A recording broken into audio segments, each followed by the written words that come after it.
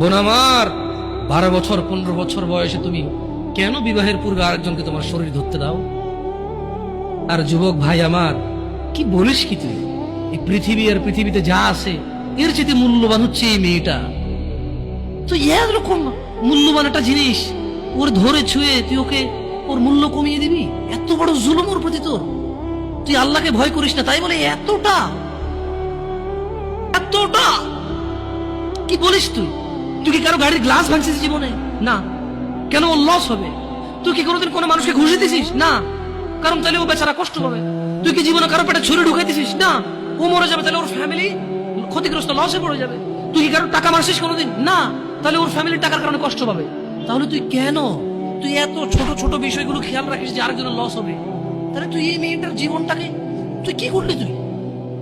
তুই পুরো পৃথিবী আর পৃথিবীতে যা আছে সবকিছু বিক্রি করলে যে সম্পদ হবে, সবকিছু অর্জন করলে যে অর্জন হবে, এর চেয়ে মূল্যবান তুই ওকে সতীত্ব থেকে বের করে নিয়ে আসলি।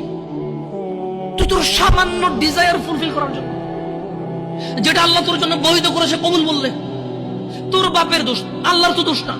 তোর বাপের দোষ, সমাজের তো দোষ না। তোর বাপ তোকে বিয়ে করে না ভাই আমার।